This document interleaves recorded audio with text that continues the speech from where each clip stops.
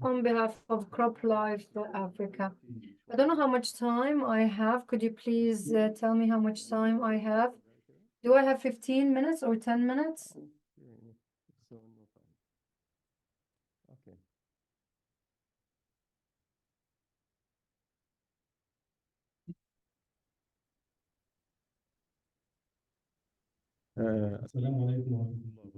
Peace be upon all of you.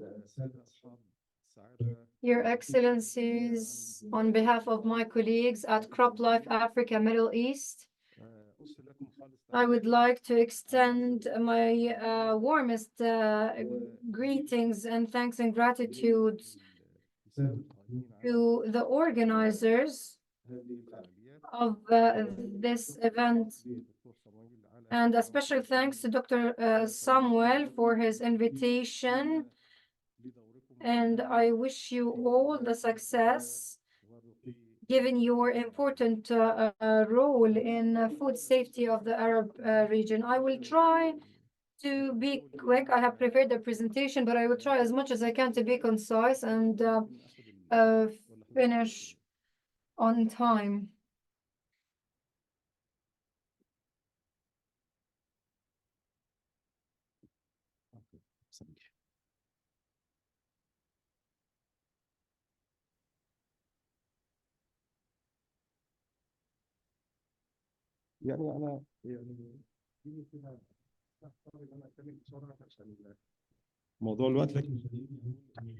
I'm a little bit limited on time, but regarding CropLife Africa Middle East, we are the representatives of the industrial sector in general, and especially industry related to biotechnology, pesticides, and seeds. CropLife Africa Middle East has 22 national associations spread throughout these countries, and CropLife International is part of CropLife International.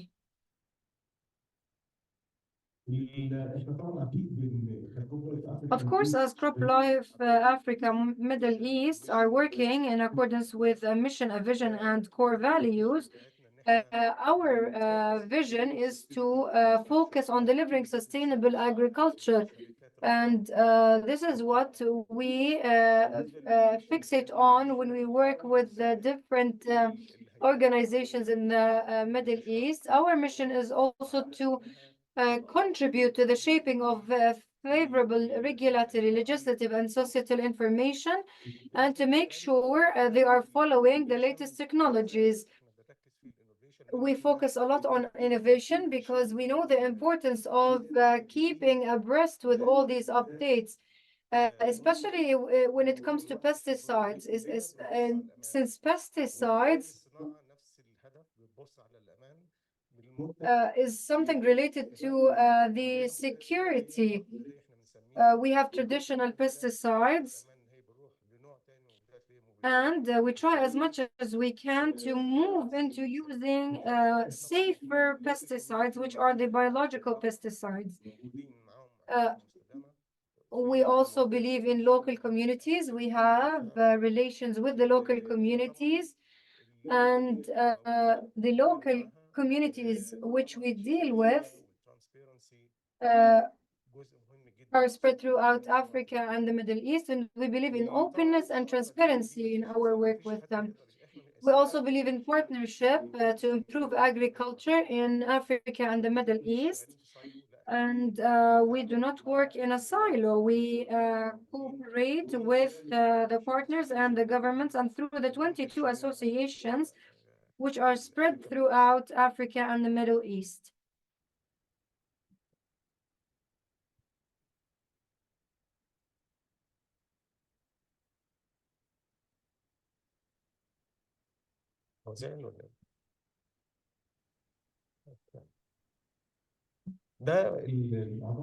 These are our partners. We have 11 partners, which are enterprises representing leadership networks in the field of pesticides manufacturing and biotechnology.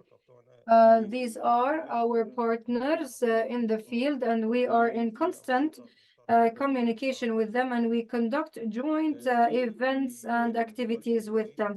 This map shows where the 22 national associations are located. And as CropLife Middle East Africa, we are part of a larger organization, which is CropLife International. There's CropLife in Canada, in America, in Latin America, in Brazil. There's also EU CropLife and CropLife Asia and CropLife Japan. So this in general is the distribution of CropLife around the world.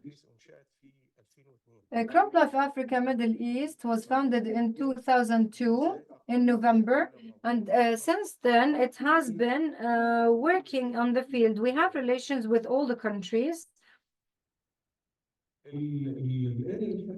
And the area where we operate is a very important area because we focus on constantly making sure that we are using the technology needed, be it at the level of regulators or the manufacturers of pesticides. We want to make sure that they are up to date with all the advancements in this field. We work on the regulatory level, on stewardship and anti-counterfeiting. Especially that the counterfeit in some countries reaches 80% of the market. So you will find an unoriginal or counterfeit pesticides in the market, and in some African countries they would amount to up to 80% of the pesticides in the market. We also work on association management and partnership. And this is the partnership that I have told you about. In addition to the public affairs and communication, we make sure that we have a voice that's heard since we communicate with countries around the world. We also work on advocacy, and we talk about the MRL. I'm going to pick up the speed now just to stay on the agenda. Our key activities is to promote science and risk-based regulations and to promote sustainable agriculture. These are the main activities that we focus on. Our main mission is to guarantee sustainable agriculture in Africa and the Middle East. We also work on integrated pest management activities. This is very important because without this, we will not be at the level that we have reached. As CropLife Africa Middle East, we represent your base or your foundation. If the agricultural process starting from the seed until the crop is not followed up and controlled, and if the farmer is not following the conditions and the standards related to the agricultural practice, this will have a domino effect on the entire process, reaching to the food commodities. So this is what we focus on. We also work on resistance management activities, which is very important because we consider the pesticides as the toolbox of the farmer.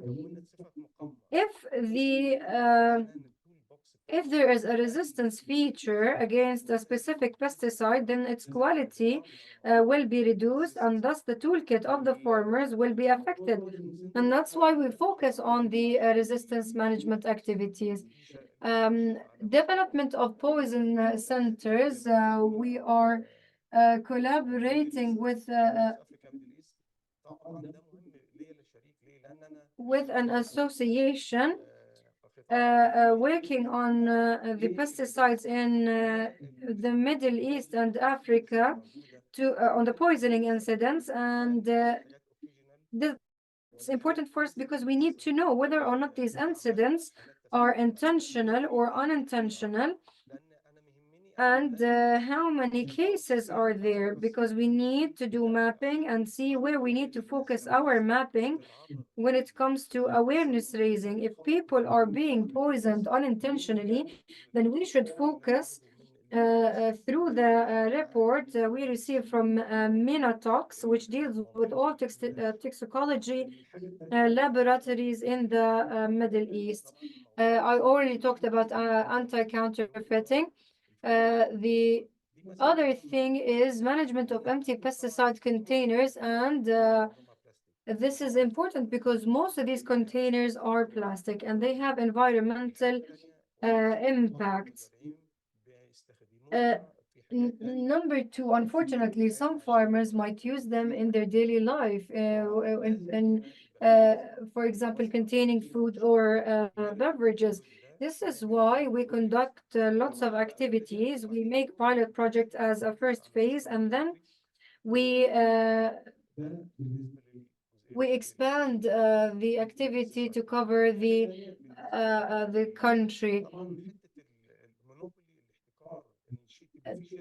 It's also important to remember the issue of monopoly when there's a large enterprise monopolizing the process in the market, and we are against this principle. So we try as much as we can to allow all the partners to have uh, equal competitiveness and equal opportunities.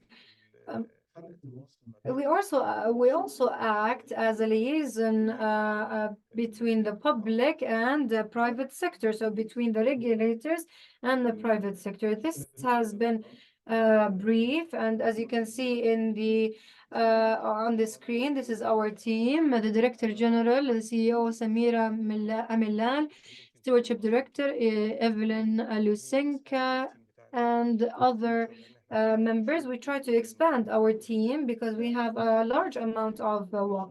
This is a brief introduction related to crop life, Africa, Middle East.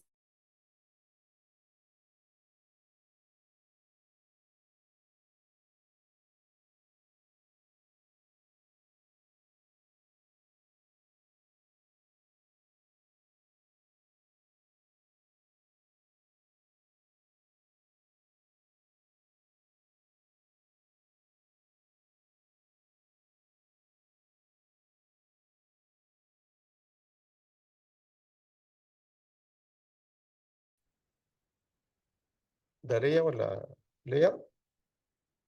أنا ما... أوكي، يعني لو تسمحوا لي كده حتى يعني حاجات بسيطة كده.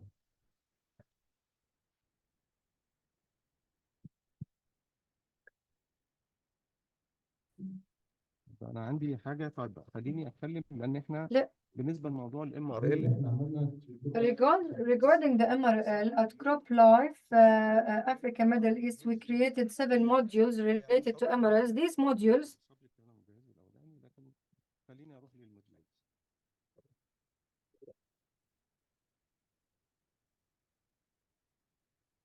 وفي 7 مديول إحنا there are 7 modules that we have prepared for the MRL, which start from the researchers, authorities, and people who can receive training in the field. We have 7 e-modules. Could you please present the last slide on the screen? لا لا. As you can see on the slide, the first module is an introduction to understanding MRLs so that the reader would understand what they are. Module 2 is the MRL setting and how the MRLs are established. Module 3, consumer risk assessment. Module 4, Codex MRLs. And Module 5, regional MRL systems and best practices. Module 6 is MRL compliance when it comes to agricultural food production. And Module 7 is MRLs and international trade. So all the modules cover almost all the activities and the concepts that we have. We try as much as we can to work on everyone involved in the agricultural process. starting from the farmer, the retailer, the enterprises working in the field, etc. I was trying to be as brief and concise as possible. I also had another topic related to MRL, but I don't know if I have enough time to present that.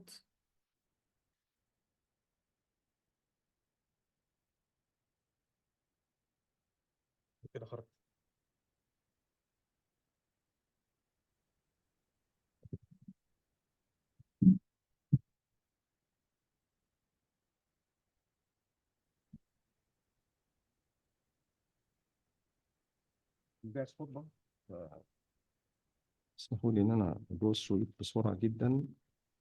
Let me go through it real quick before I present it to you.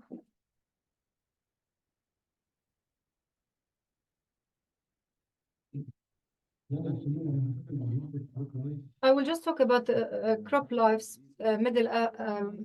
Africa, Middle East's position on the MRLs. CropLife has communicated with the EU related to the MRL, because the MRL in the EU most of the time does not depend on scientific studies and research which are accurate, but is mostly precautional, and this does not reflect accuracy. And number two, we talked with those from the EC, European Commission, and we discovered that the agenda they're following is more, the method or approach is merely political rather than scientific, unfortunately.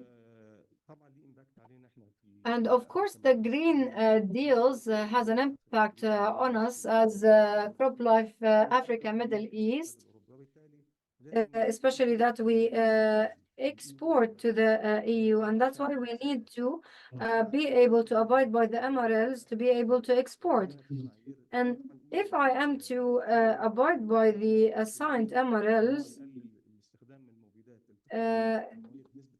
especially that the EU stated that they will be reducing the chemical pesticides use by a large percentage by 2030. And as you know, the requirements of the EU are far more complicated compared to the requirements in our region. This is why it's a little bit problematic. And we try at CropLife Africa, Middle East to communicate with the EU so that they consider the transition green deals, so that they give us enough time before they make their decisions and pass them to the national regulators. A country like Egypt, for example, focuses on the export, and one of our main destinations is the EU. So if I don't take this into consideration, and if I discover that the EU is reducing the MRL to 0 and 0.1 milligram per kilogram within a fast period of time, that would be very difficult to comply with. This is why at CropLife Africa, Middle East, we call the EU to take that into consideration and to give us enough grace period so that the countries can follow these precautionary measures and to take into consideration the new active substance in mind. I will try to summarize. Number two, in most of its decisions, the EU does not take the countries of Africa and Middle East in mind. They make independent individual decisions without taking into consideration the exporting countries, and they give us short notices on what they have decided, and they oblige us to export according to their standards. The market requirement in Arab countries are definitely different from the market requirements in Europe. We have a large number of population. We are suffering from impacts of the climate change, and this requires us to take different measures to be able to fill the gap when it comes to food in Africa and the Middle East, or to fulfill the requirements of the EU. That's why we feel as though the European Union neglects the agricultural needs of other countries and focuses on their own agricultural needs and demands. This is why we say that Codex is the ideal solution. Countries need to abide by the Codex and to create more harmony, to avoid any problems arising. We need to have harmonization between the MRLs of the EU and the MRLs of Codex. We need to have one value to follow, because we understand the importance of MRLs in international trade between countries. So if there are different MRLs between different countries, this would definitely be confusing for the exporting enterprises and exporting countries. So as I said, also the MRL should be science-based rather than political based, and this is an important thing to keep in mind. This is all I have. I tried to be as brief as possible, but if you have any questions, I will gladly take them.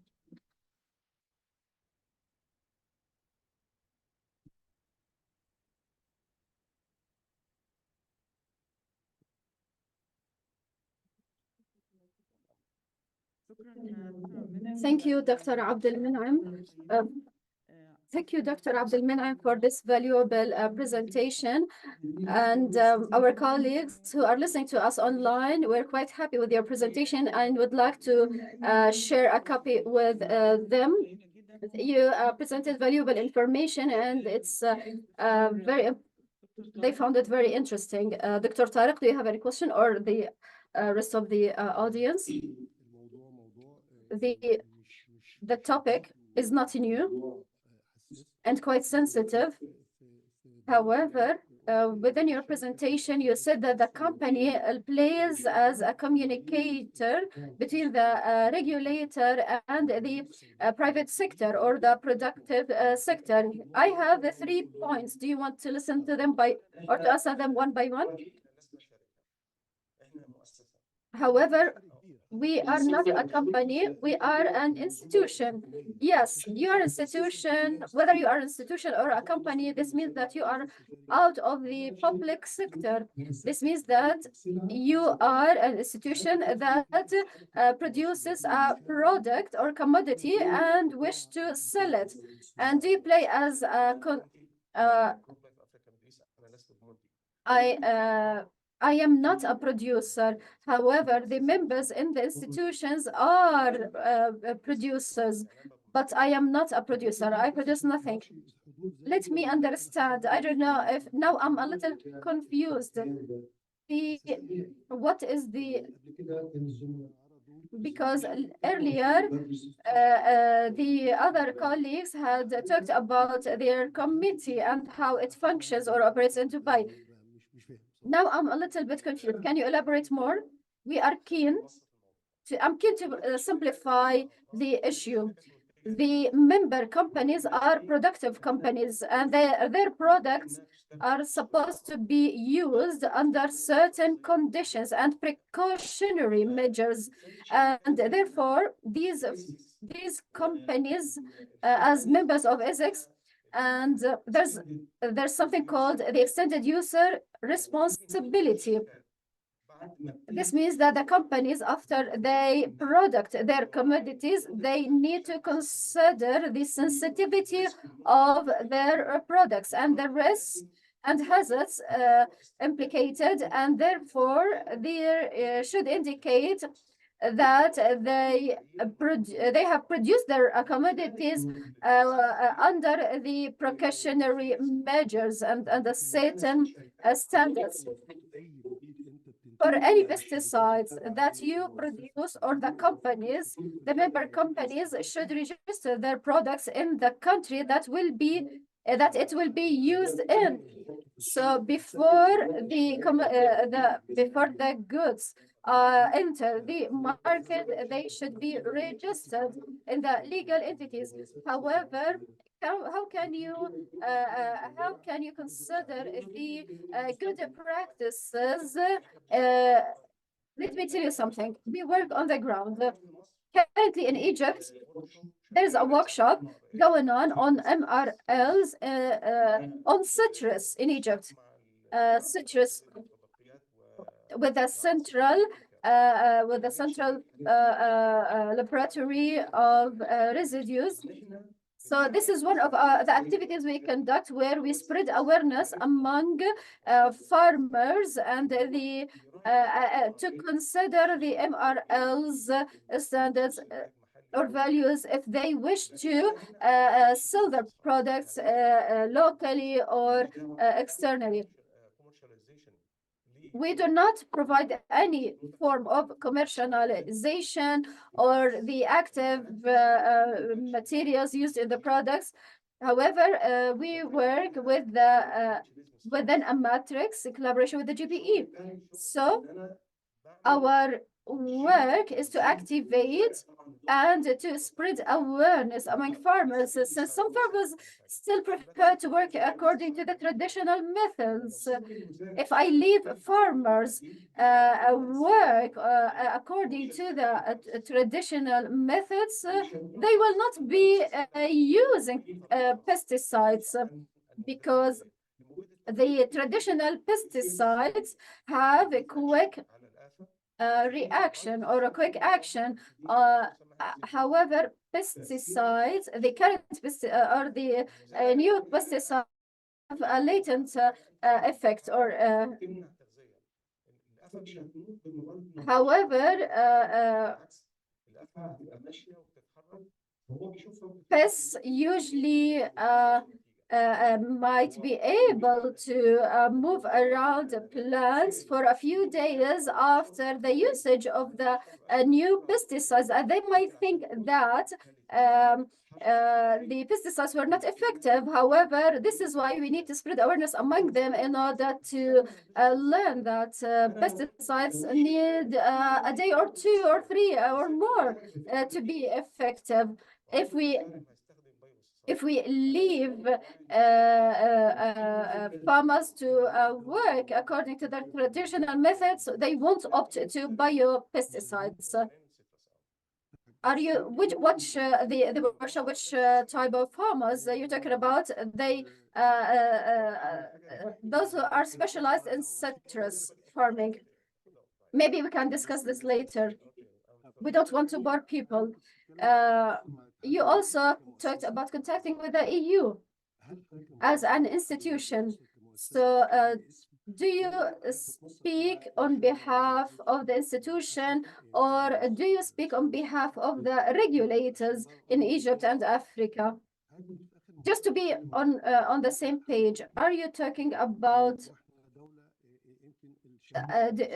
since Egypt looks at the EU as the primary economical partner, and you have to consider that the customers are always right. No, let me interrupt you. My wife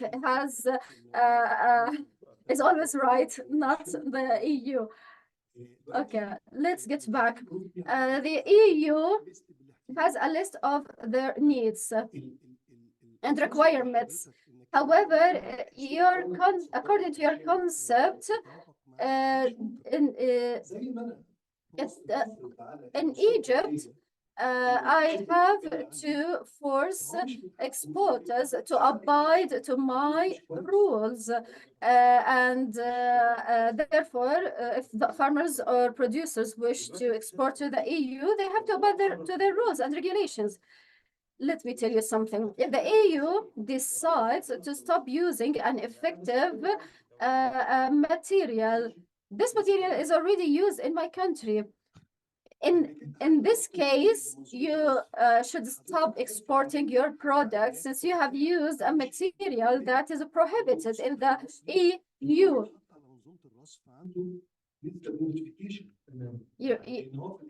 The Egyptian farmers, if they do not wish to use a certain pesticide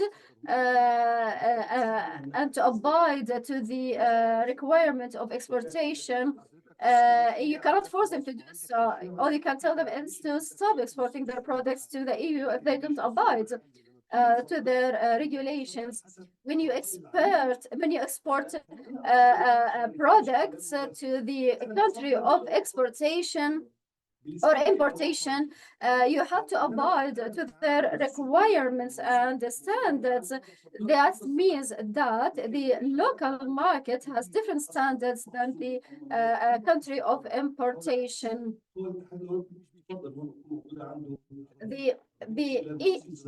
I understand that the EU might enforce certain standards and regulations that are suitable to the agricultural products that are that they grow on their own lands, which might not be suitable to Egypt. Let me tell you, something sand material was prohibited in the EU. Based on what? Based on the opinion that it might have a negative impact on bees. However, there are certain researchers that deny this fact. Even some Arab countries prohibit certain materials or might prohibit some pesticides that contain a certain material, and this is reasonable. Why? Because they consider the weather pollution, the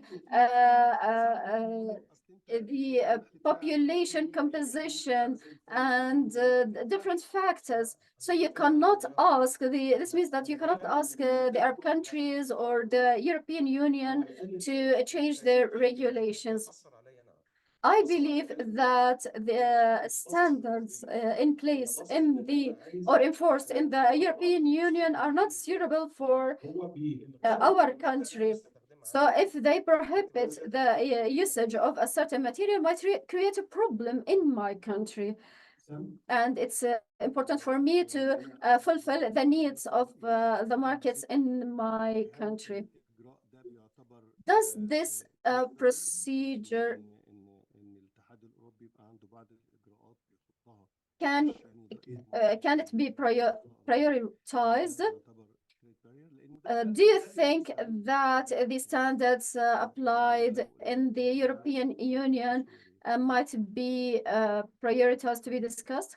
Can you elaborate? He's speaking English. Has the prerogative to set sanitary requirements that are addressing the risks within their jurisdiction. Of course, WTO SPS requirements apply, which means that these requirements that are set have to be based on a risk analysis basis. But at the same time, other countries may challenge the way a country has set these requirements. And if that challenge is made, the country that set those requirements would need to offer the justification for why those requirements are justified.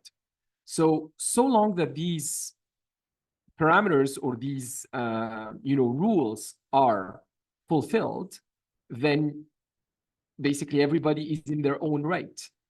The European Union would be in their position to set the requirements to accept the pesticide that they deem to be suitable with the levels that they require acceptable on the basis of the risk assessment that they conduct. But at the same time, also, while adhering to the call for international harmonization, being a member of the Codex Alimentarius Commission. Thank you. كده في أي استفسار تاني يا دكتور طارق؟ تمام، في أي استفسار تاني من questions or comments? Just wanted actually to ask about the availability of the resources that you presented, where are they accessible? Because you presented in your presentation, you know, a set of modules for learning. Are they accessible on your website? I didn't see, Yes. so they are all on your Well, website. yes, unfortunately, I can open it. Okay, just so to show you. if we can have that so that we can get the QR code of But the website. I thought Thank there you. is some technical issue. That's why we couldn't. Sorry. يسرني الاطلاع عليها ولكني واجهت بعض المشكلات.